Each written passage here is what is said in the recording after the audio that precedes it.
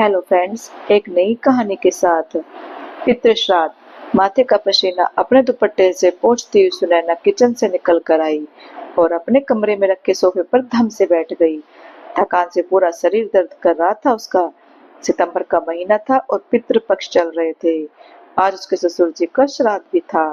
बस थोड़ी देर पहले पंडित जी और कुछ रिश्तेदार भोजन ग्रहण कर घर से गए थे। सबके साथ उसके हाथ से बनाए भोजन की खूब तारीफ की। खासकर उसकी बनाई हुई खीर सबको पसंद आई थी। सभी मेहमान तृप्त होकर गए थे। इस बात की संतुष्टि साफ झलक रही थी सुनैना के चेहरे पर। कहते हैं यदि पितृ श्राद्ध में भोजन करने वाले लोग तृप्त होकर जाए तो समझ लीजिए आपके पितृ भी तृप्त हो गए।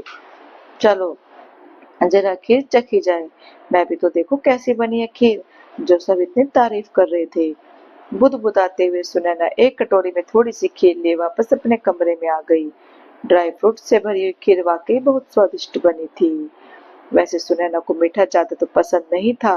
पति और बच्चे भी मीठे से ज्यादा चटपटा व्यंजन पसंद करते थे, तो खीर घर में कभी कभार ही बनती थी। पर एक व्यक्ति थे घर में जो खीर के दीवाने थे। वो थे सुनैना के ससुर, स्वर्गीय मणिशंकर जी।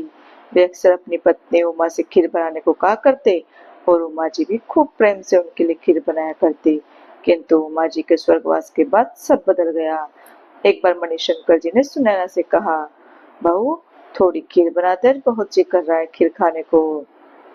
इतना सुनते ही सुनैना उन पर बरस पड़ी। क्या पिताजी, आपको पता है ना घर में आपके अलावा और कोई खीर नहीं खाता। अब मैं स्पेशली आपके लिए खीर नहीं बना सकती। और भी बहुत काम रहते हैं मुझे घर पर, बुढ़ापे में इतना चटोरापन अच्छा नहीं है। बहू से इस तरह के व्यवहार की कल्पना भी नहीं की थी मणिशंकर जी ने। दिल को बहुत ठेस पहुंची थी उनके। उस दिन वे अपनी पत्नी स्वर्गवासी को याद कर खूब रोई। बस उस दिन से उन्होंने सुनैना से कुछ भी कहना बंद कर दिया। कभी कभी बहुत इच्छा होती उन्हें खीर खाने की, पर बहू के डर से उन्होंने अपनी इस इच्छा को भी दबा दिया। कुछ दिन बाद मणिशंकर जी भी संसार को छोड़कर चले गए, परंतु खीर खाने की इच्छा उनके मन में ही रह गई। कहते हैं श्राद्ध में पितरों का मनपसंद भोजन यदि पंडितों को खिला दे तो पितृदेव प्रसन्न हो जाते हैं। इसलिए तो आज सुनैना ने खीर बनाई थी। चलो आज बाबूजी की आत्मा को भी तृप्ति मिल गई होगी, उनकी मनपसंद की खीर जो बनाई है। आज सुनैना मुस्कुराते हुए बुदबुदाती हुई और बची हुई खीर खाने लगी। तभी उसके कानों में एक आवाज सुनाई दी, बहू थोड़ी खीर खिला दे, बहुत जी कर रहा है खीर खाने का।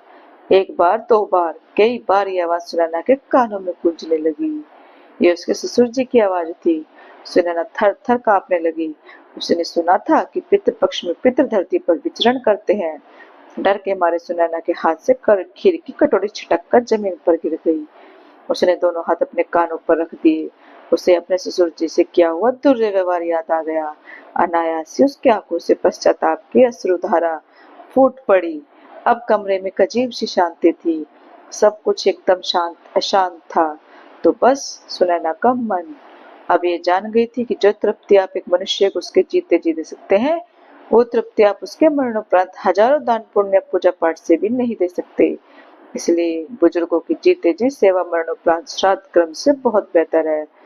तो दोस्तों, कैसी लगी आपको ये कहानी? अच्छी लगी हो तो प्लीज लाइक, कमेंट और शेयर करना और चैनल को सब्सक्राइब करना। Thank you.